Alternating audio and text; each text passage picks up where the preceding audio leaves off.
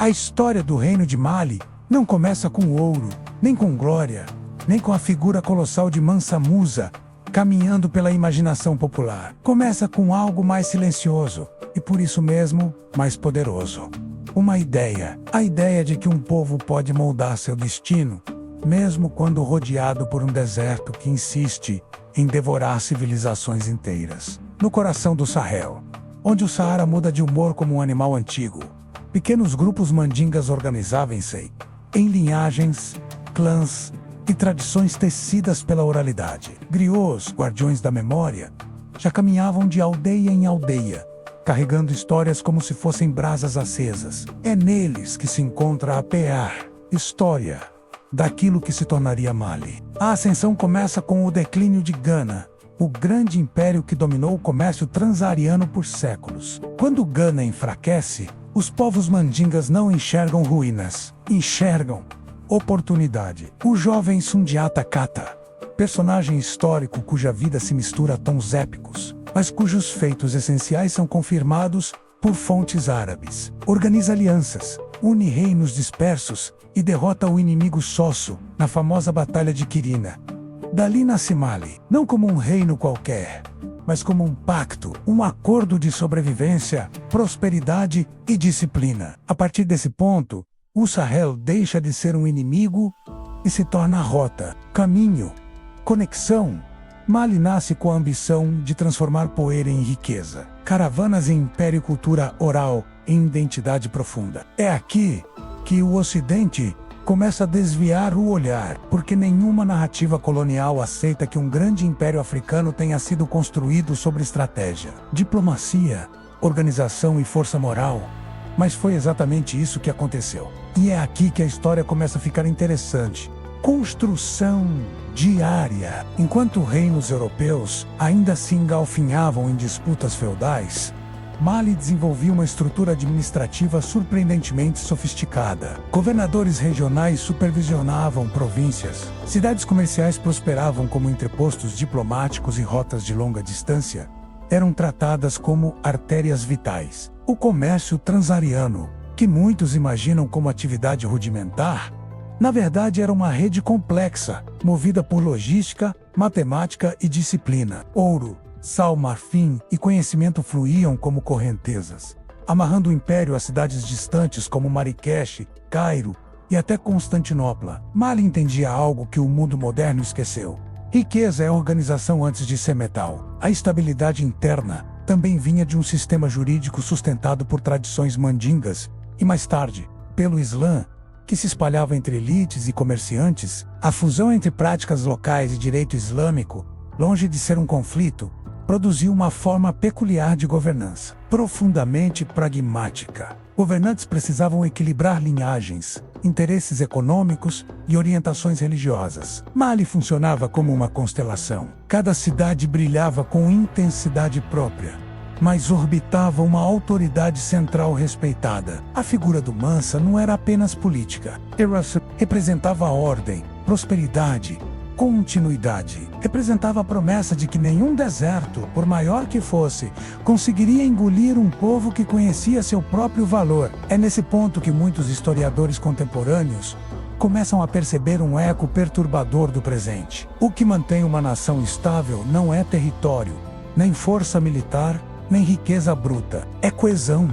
É uma narrativa compartilhada, capaz de fazer um povo acreditar que vale a pena continuar. E Mali dominou essa arte com maestria. A religião como eixo, não como corrente. No reino de Mali, fé não era trincheira, era teia. De um lado, tradições mandingas profundas, animistas, cheias de rituais ligados à terra, aos ancestrais, aos espíritos que vigiam rios e florestas. De outro, o Islã, trazido por comerciantes, estudiosos e líderes que viam na religião uma forma de elevar Mali ao circuito intelectual afro-eurasiático. Essa coexistência nunca foi um choque de mundos, mas uma conversa de séculos. As elites adotavam o Islã como linguagem diplomática com o mundo mediterrâneo, enquanto a população mantinha viva a espiritualidade ancestral. Essa dualidade fez de Mali uma nação rara, espiritualmente plural, politicamente pragmática e intelectualmente aberta. Foi essa malha religiosa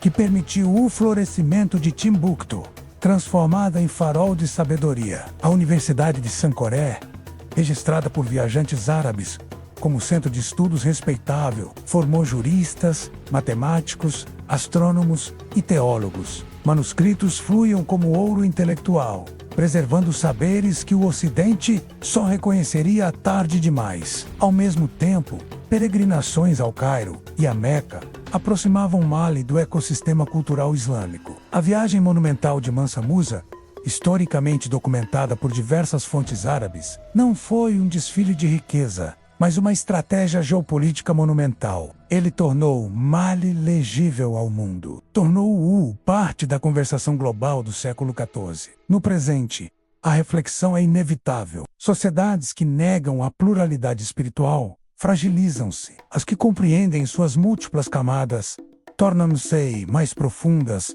mais resistentes, mais capazes de dialogar com o planeta. Mali entendeu isso cedo e cresceu porque acolheu, não porque excluiu. Impérios não caem quando parecem fracos, caem quando acreditam ser inabaláveis. O declínio de Mali não começou com derrotas militares, nem com invasões espetaculares. Começou em silêncios, fendas internas, disputas sucessórias que minavam a coesão construída por séculos. Após o reinado de Mansa Musa, o prestígio internacional do império continuou alto, mas a disciplina interna começou a vacilar. Governadores ganhavam autonomia excessiva, rivalidades entre linhagens enfraqueciam o centro, e o equilíbrio entre tradição mandinga e influência islâmica se tornava cada vez mais tenso. Ninguém percebe imediatamente quando a engrenagem começa a ranger, até que ela trava. Nova força surge no horizonte. O Império Songhai, mais dinâmico, mais militarizado, mais ambicioso. Mali, antes mestre absoluto do comércio transariano, vê suas rotas disputadas. Cidades que pulsavam como corações comerciais começam a oscilar. O ouro, que já tinha sido fonte de poder, agora se torna motivo de cobiça alheia. A queda de Niani e a perda gradual de territórios Chave representam a erosão final. Não há explosão dramática. Não há batalha única que encerre a história. Há desgaste, há cansaço político. Há um Ocidente que mais tarde reescreveria essa decadência como prova de incapacidade africana, quando na verdade ela segue o mesmo padrão de toda a superpotência histórica.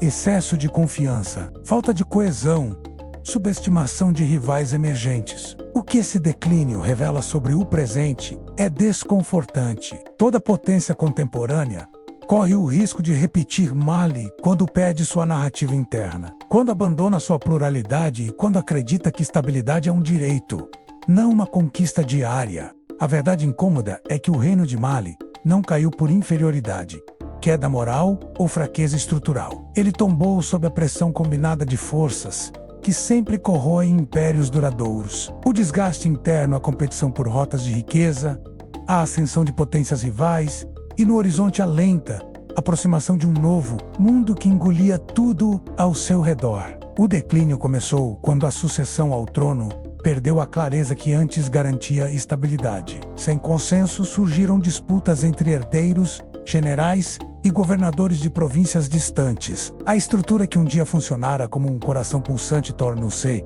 uma rede de pequenos músculos puxando em direções diferentes. A glória precisa de unidade.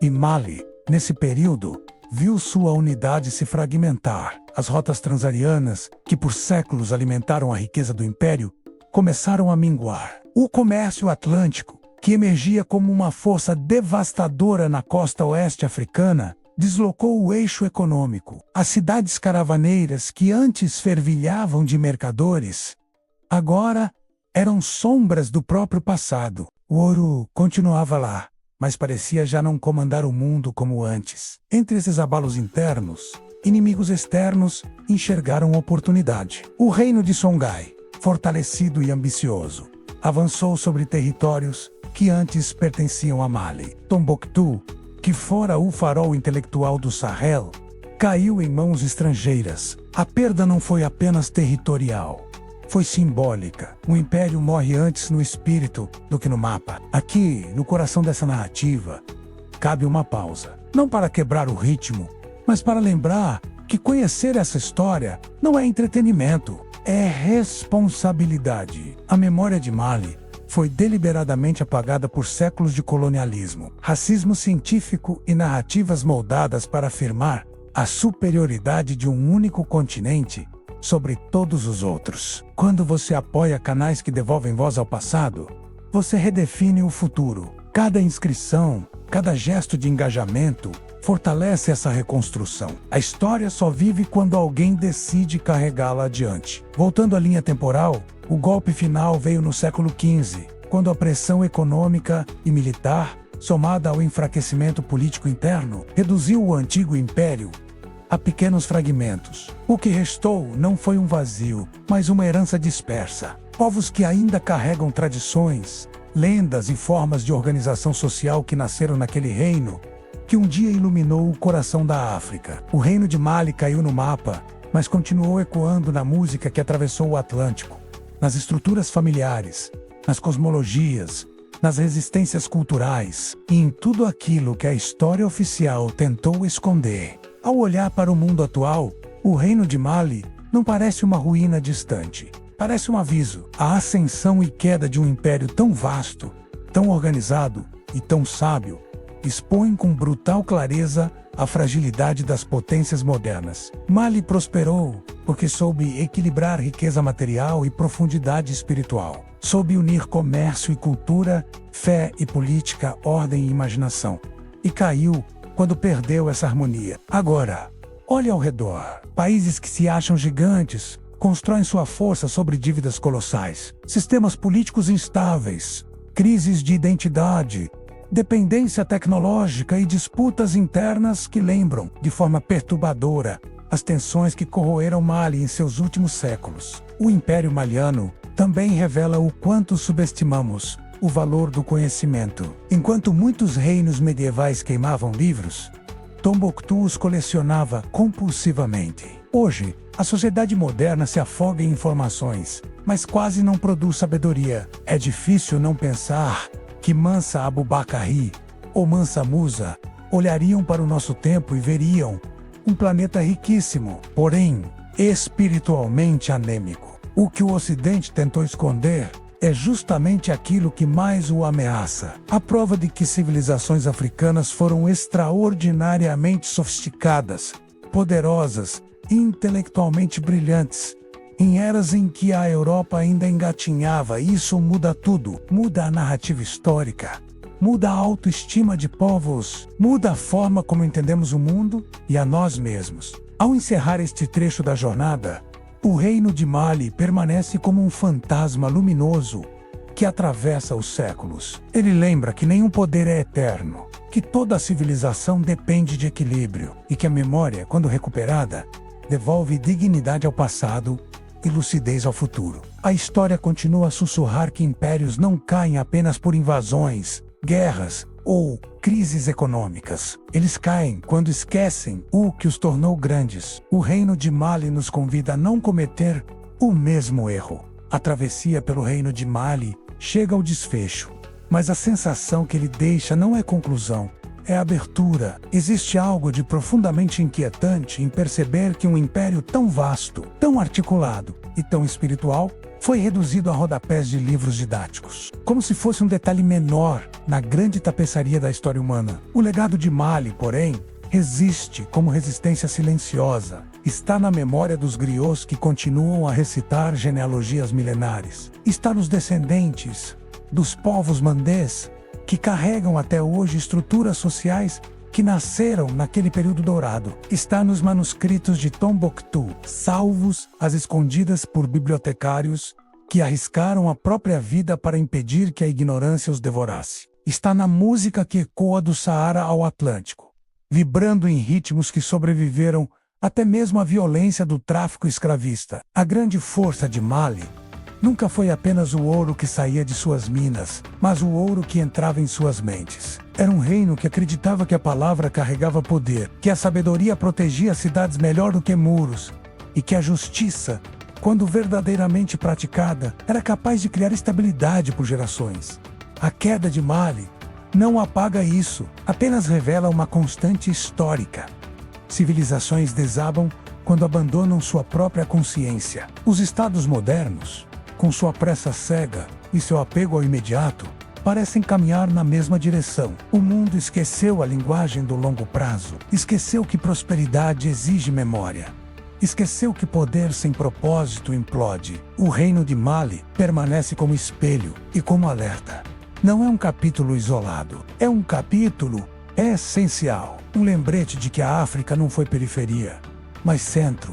Não foi silêncio, mas voz. Não foi ausência, mas potência. Comparando com a atualidade, a lição evidente de que civilizações que negligenciam conhecimento, propósito e unidade caminham para o abismo, enquanto sociedades que cultivam memória e sabedoria constroem legados duradouros. Se esta história despertou algo em você, deixe sua marca, fortaleça a memória e permita que mais pessoas enxerguem o que sempre tentaram esconder. Cada gesto ajuda a reconstruir esse mosaico perdido. E antes de encerrarmos por completo, indico um último passo. Envie sugestões de próximos temas que você gostaria de ver explorados nesse mesmo formato. A história está repleta de vozes que ainda esperam ser recuperadas. E cada nova escolha abre uma nova trilha no tempo.